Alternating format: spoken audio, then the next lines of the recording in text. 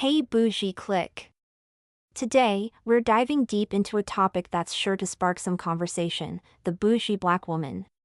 This archetype is more than just a stereotype, it's a cultural phenomenon that touches on themes of ambition, excellence, and the complex navigation of identity within and outside black communities. In this video, we'll explore why the bougie black woman is both celebrated and critiqued, and how her story intertwines with issues of class, race, and gender. So, sit back and get ready for an insightful journey into the world of the bougie black woman. If you enjoy this, be sure to like, subscribe, and hit that notification bell for more content that challenges and inspires. Let's get into it. I'ma make you a fan.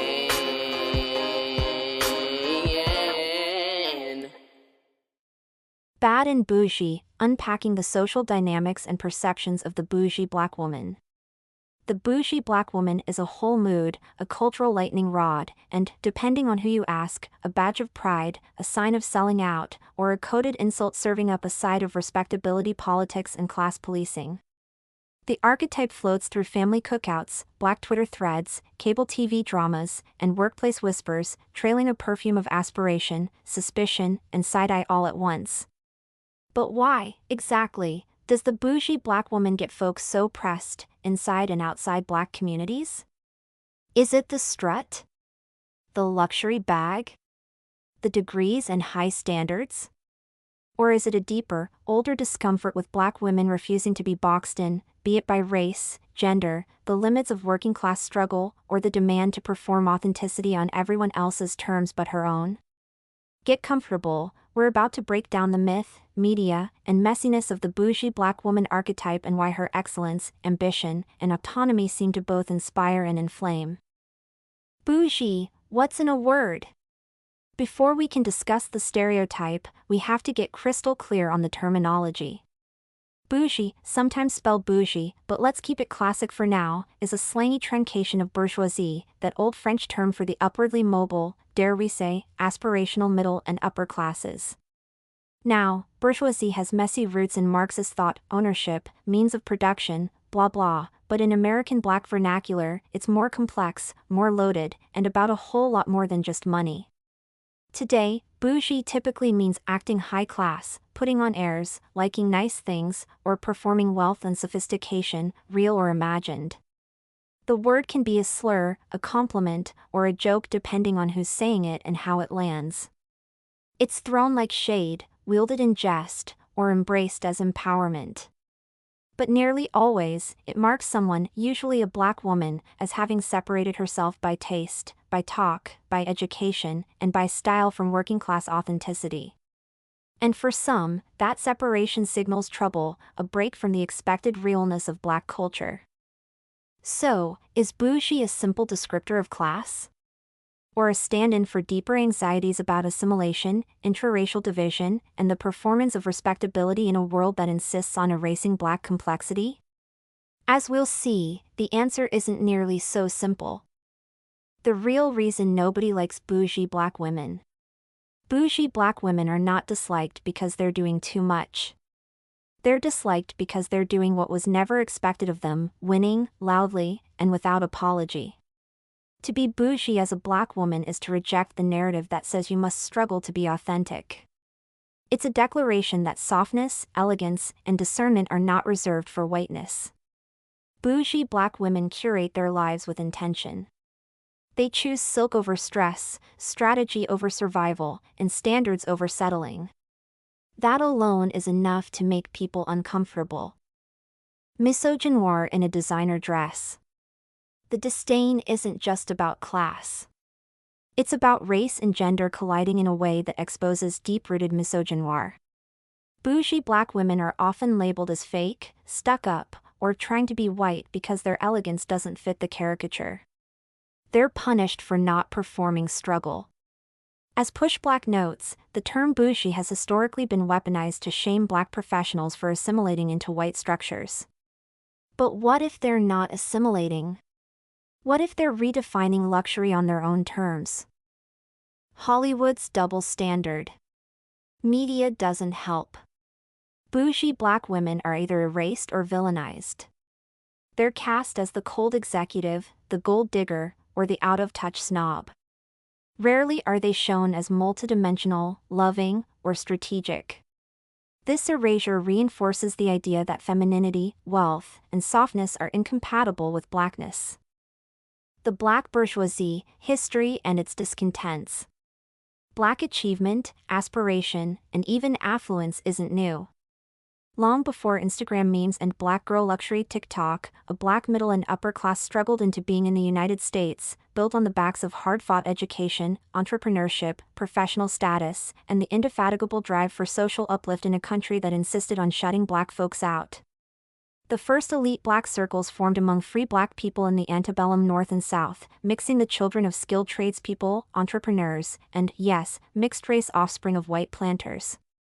But the big boom came after emancipation and into the 20th century, as HBCUs, historically black colleges and universities, black churches, social clubs like Jack and Jill, and business enclaves incubated a black bourgeoisie out of necessity and determination. These black strivers, doctors, teachers, lawyers, journalists, ministers, and activists, adopted rigid standards of education, etiquette, and accomplishment to fight racism by embodying the very ideals that white America claimed to value. Think W.E.B. Du Bois' talented 10th doctrine, lift as you climb, and yet, from the start, this elite found itself both fiercely invested in black liberation and anxious about maintaining cultural, color, and class boundaries within black communities. Franklin Frazier's 1957 bombshell Black Bourgeoisie made clear that this group, for all its accomplishment, wobbled on a razor's edge, eager to be included, terrified to seem common, and, in his scathing view, sometimes more invested in imitating white respectability than in building real power. The tension between respectability and authenticity, achievement and suspicion, still crackles in every debate about bougie black women today. Respectability politics, the good Negro performance and its discontents. The bougie black woman archetype cannot be separated from the larger history of respectability politics. Coined by historian Evelyn Brooks Higginbotham to describe the Black Women's Baptist movement's efforts to reform black behavior and uplift the race, respectability politics demanded that black people, especially women, conform to middle-class, Christian, virtuous ideals in order to refute racist caricatures and demand white respect. Respectability, on the surface, was survival, arming communities against lynching-era stereotypes, sexual violence, economic exclusion, and the relentless scrutiny of the white gaze. As Higginbotham and other scholars note, respectability politics emerged as both a strategy for group advancement and a form of internal discipline, or, let's keep it real, a system of intraracial surveillance and class policing. In practice, respectability became a stick wielded as often inside black worlds as without, demarcating some women as ladies and others as ghetto, unruly, or worse. Respectability politics functions as a form of respect-hungry gatekeeping, enforcing Eurocentric standards of beauty, sex, speech, and social mobility, often at the expense of those deemed too loud, too sexual, or too much. Today, that means shade thrown at city girls with degrees, at natural hair and big dreams, at talking white and wanting more. It is, at best, a double bind and, at worst, an extension of white supremacy through black hands. So, when the bougie black woman walks into a room with polished nails, a degree or two, a proper voice, and the confidence to expect good service, she is stepping right into these centuries-old anxieties. Is she performing survival? Selling out? Ascending? Or simply living her best, unbothered life? The answer, again, depends on who's looking. Intra-community classism and the policing of realness. Here's the truth, some of the sharpest critiques of bougie black women come, not from white society, but from inside black spaces. It's a messy, often unspoken internal drama, the idea that real blackness is authenticated through working-class struggle, through down-to-earth aesthetics, and a studied rejection of putting on airs. Whether at the HBCU or down the block, to be bougie is to risk being called fake, assimilationist, or trying to be white. Black students from more affluent backgrounds at predominantly white institutions, PWIs, may feel both not black enough and never white enough. At home, a taste for NPR, quinoa, or enunciation can be greeted with mockery or even outright hostility. Why this heat? It's about more than snobbery or jealousy. It's about a complicated, often generational anxiety that access, assimilation, and affluence may come at the expense of communal bonds, may even be evidence of a loss of Black essence or obligation to the collective. For some, Bougie signals class betrayal, a stepping away from solidarity in order to get ahead in a white supremacist system. The classic crabs in the barrel metaphor gets thrown around on Black Twitter and Reddit, sometimes to challenge this dynamic, sometimes as shade for those who dare rise above the station assigned by both racist outsiders and in-group seat keepers.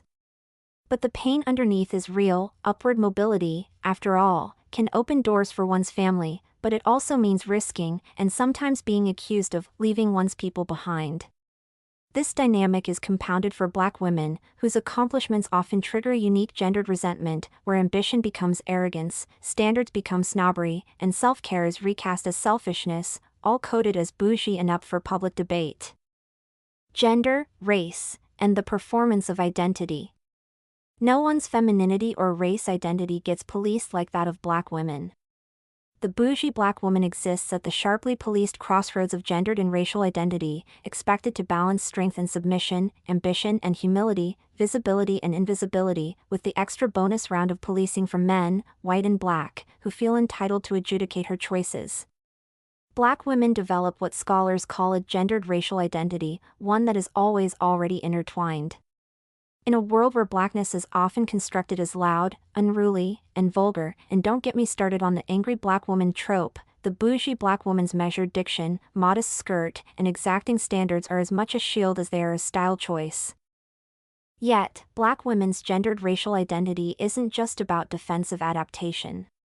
It's a complex, iterative process that involves rejecting damaging stereotypes, reflecting on learned and inherited ideals, and crafting a sense of self that resists both erasure and distortion. The point? Bougie, for many, isn't an escape from Blackness or womanhood.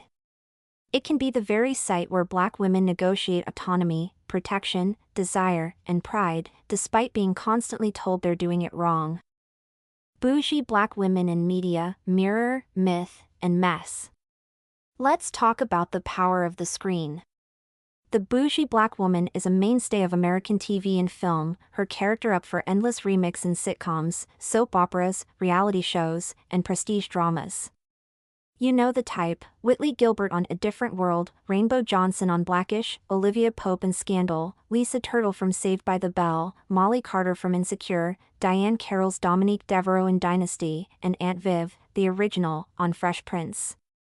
They are sharp-tongued, immaculately dressed, cultured, educated, and utterly unapologetic about wanting the finer things.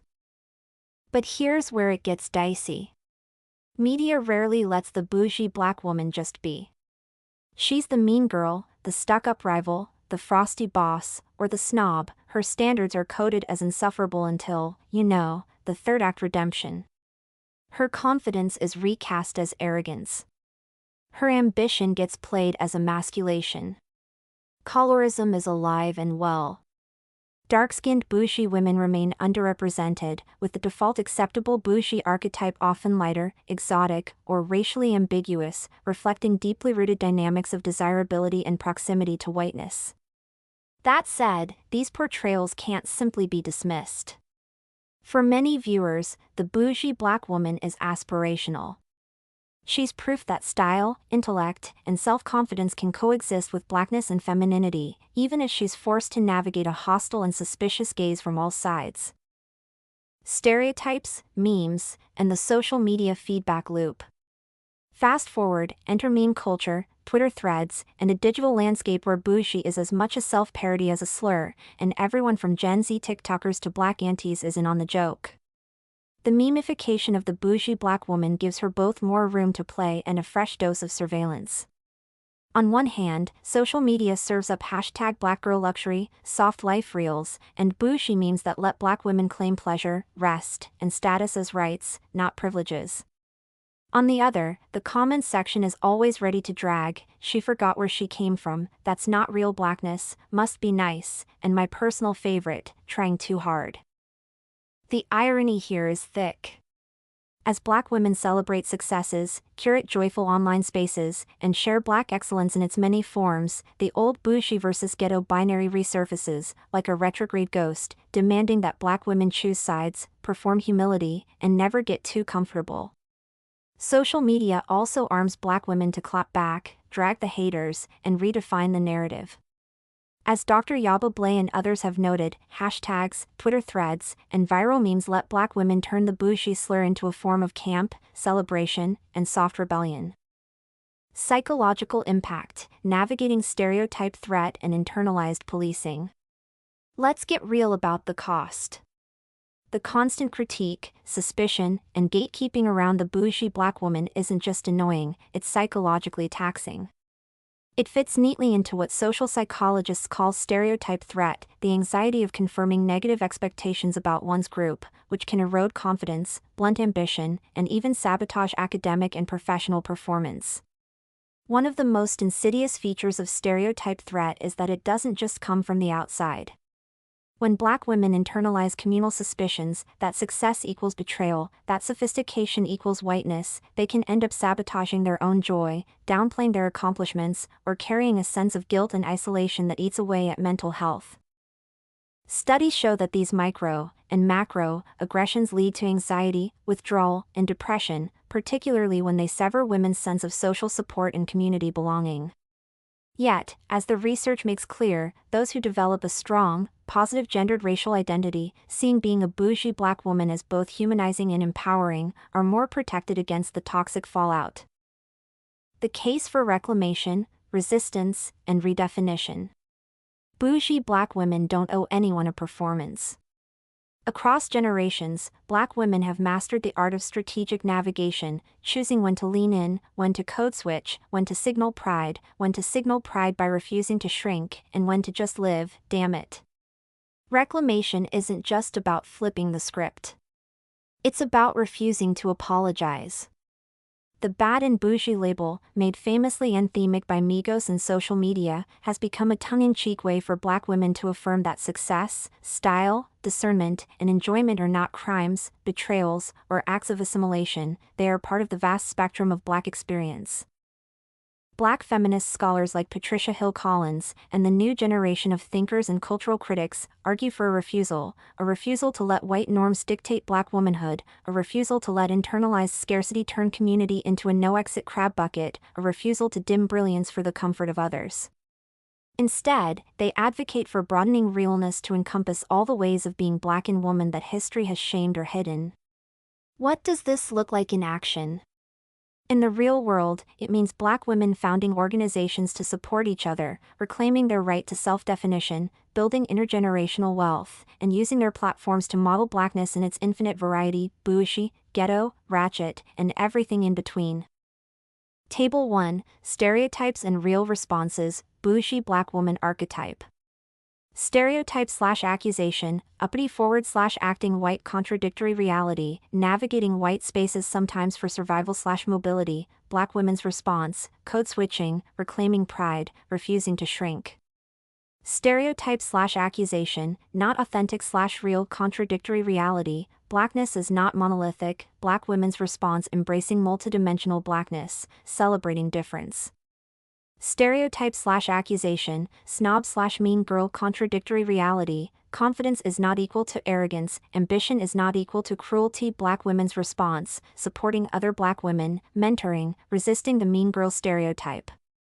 Stereotype/accusation doesn't give back, contradictory reality, mentorship, scholarship endowments, community work, Black women's response, quiet philanthropy, role modeling, public activism. Stereotype/accusation only cares about herself, contradictory reality, self-care as resistance, an anti-Black, patriarchal world, Black women's response, building community, advocating for systemic change, fighting for equity. Each line in this table points to the absurdity of expecting Black women, especially those labeled bougie, to perfectly balance contradictory expectations. In reality, bougie Black women have long been at the forefront of both community building and cultural innovation, bending the narrative for themselves and others. Case studies: historical and contemporary bougie Black women. To ground this in flesh, let's shout out some iconic bougie Black women: past and present. Madam C.J. Walker, America's first black female millionaire. Her business acumen and philanthropy proved bougie and community-minded are not mutually exclusive. Diane Carroll, Julia and Dynasty legend, redefining glamour and dignity on and off screen. Michelle Obama, is there anyone as self-possessed, Harvard/Princeton educated, and coded as bougie by detractors? Yet her authenticity wins hearts globally. Tracee Ellis Ross, Rainbow Johnson in Blackish, her role delivers a nuanced portrait of the modern, bougie black mom, facing down class anxiety and racial stereotyping at every turn. Issa Rae, making awkward black girl and bougie Molly Carter cool on TV and in boardrooms. Ava DuVernay, Oprah Winfrey, Viola Davis, each challenged, then redefined, what it means to be both unapologetically on top and connected to black communities, with media mogul status to boot. Their lives refute the toxic dichotomy between cultural authenticity and self-actualization. Instead, they demonstrate the wealth of ways to be, lead, and love as a black woman in a world still eager to whittle you down to a digestible trope. Pop culture and capitalism, the double bind. Now let's address the capitalistic elephant in the room. Bougie black womanhood sells, period. Brands, networks, record labels, and luxury marketers reliably mine black aesthetics and black women's soft life meme culture for profit, even as the broader society remains suspicious or outright hostile to the same values and behaviors from actual black women. As Aria S. Halliday details in By Black, How Black Women Transformed U.S. Pop Culture, black women's tastes, language, and spending power shape everything from music and television to toy aisles and catchphrases. And yet, as usual, the culture gets borrowed, and borrowed again, often with minimal credit, representation, or nuance for black women themselves, especially the darker and less palatable among them. The bougie black woman, then, is both an avatar of aspiration for global audiences and a convenient scapegoat for anti-black, anti-woman, and anti-aspirin anxieties.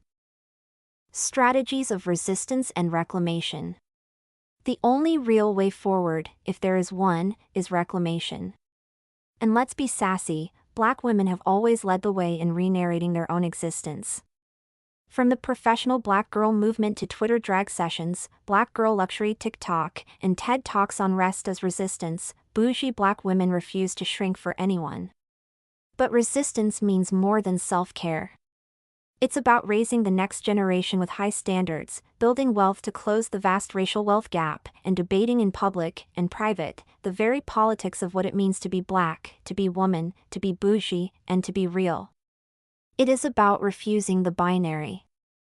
Increasingly, bougie itself is rebranded as a cheeky compliment. Yes, I'm bougie. Yes, I expect the best. No, it's not a crime. No, I will not apologize for knowing my worth. The politics of self-definition, agency, and fullness, of being bad and bougie, is a crucial form of cultural resistance and an open challenge to both white supremacy and internalized scarcity models that say black women must settle for less. Bougie is a strategy, not a personality flaw. Let's stop pretending bougie is a character defect. It's a survival strategy. It's how black women protect their peace, elevate their standards, and demand reciprocity. Bougie black women aren't asking for permission to be seen, they're commanding it. And that's exactly why they're feared. Conclusion: bougie, unapologetic, and free. Nobody likes bougie black women because they refuse to shrink.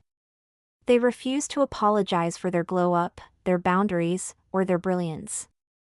But here's the truth: bougie black women don't need to be liked. They need to be respected. And they will be. To be a bougie black woman isn't to betray blackness, it's to expand it. It's to refuse the trap of low expectations and to mock the tired authenticity test that shrinks blackness to one flat note. It's to walk in a room or an online space, confident, educated, and deserving, no matter who's shaking their head. And it's to know the price exacted by both external racism and internal classism and still move forward with head held high.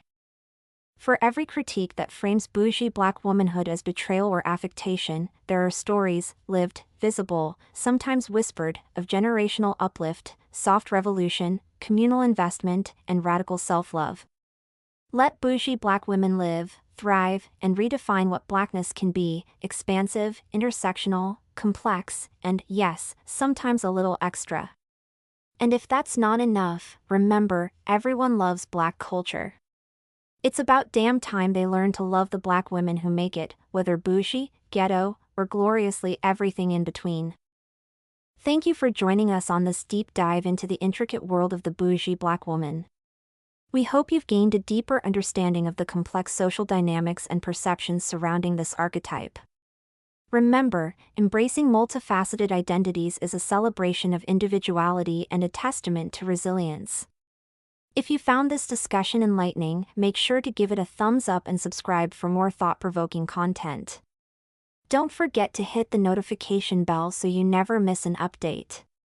We'd love to hear your thoughts. Feel free to leave a comment below with your take on the bougie Black woman narrative. Keep celebrating your unique essence and stay unapologetically you. Until next time, take care and keep shining. What do you think? Does society hate bougie Black women? Let me know in the comments section. Stay bougie. Follow and support me. All links in bio. Don't forget to like, share, and subscribe. Check description for more info. New episodes every day.